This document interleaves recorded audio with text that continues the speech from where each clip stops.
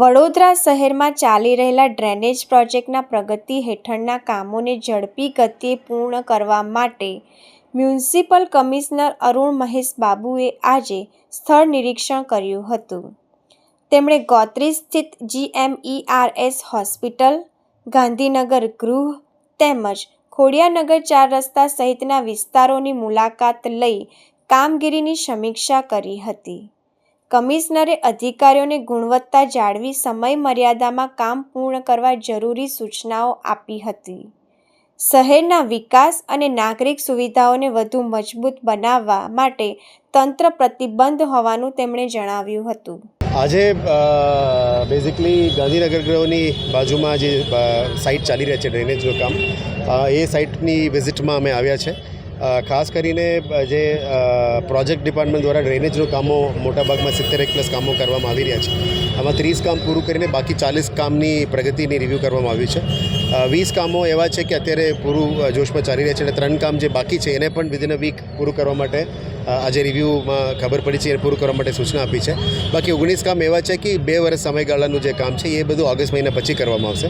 અહીંયા જે કોમ્પ્લિકેશન્સ હતી, અહીંયા આજુબાજુના વિસ્તારમાં જ્યારે પુશિંગથી જે લોકો કામગીરી કરી રહ્યા છે ત્યારે પાણીનું સીપેજ વધી રહ્યા છે, જૂના લાઇનોની લીકેજ પણ આવી રહ્યા છે. એટલે પુશિંગથી જે ધીરે ધીરે કામ થાય છે, પણ અહીંયા ટ્રાફિક ડાયવર્શન પણ ના લઈ શકાય, એ મેજર કોમ્પ્લેક્સિટી છે. એટલે રાતમાં જ કામ થાય છે અને ચોમાસા આવે એટલે આ બધું પણ ડિલે થઈ રહ્યા છે. પણ અત્યારે કોન્ટ્રાક્ટર અને એન્જિનિયરિંગ ટીમને સૂચના આપી છે કે આ સેફ્ટી નેટ્સ બધું લગાવીને કામગીરી કરો. પુશિંગથી જ એ લોકો કહે છે કે 15 to 16 ડેઝમાં આ કામગીરી પૂરું કરશે. પછી જે મેજર 13 નંબરમાં જે વોટર લોગિંગ અને ડ્રેનેજનું જે કમ્પ્લેન્ટ્સ છે, આ બધા લાઇન ખેંચીને અમે STP APSમાં મૂકીને ગાજરાવાડી STPમાં લાઇન મોકલવાની પ્લાનિંગ છે.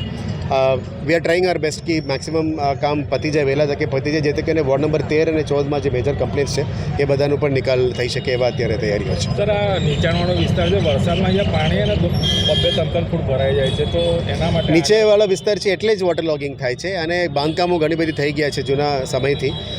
હવે એની નિકાલ એ છે કે જેટલા પણ વોટર લોગિંગ થાય છે આપણે પમ્પ્સ મૂકીને કાઢવું પડશે અથવા APSમાં લઈ જવું પડે અને ફ્યુચરમાં STP લાઇન સાથે જોડવું પડે.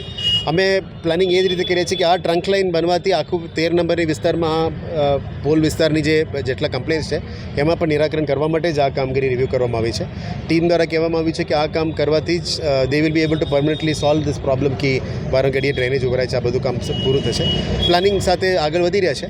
આશા રાખીએ કે વહેલા તકે કામ પૂરું થાય એવા આશા રાખીએ છીએ.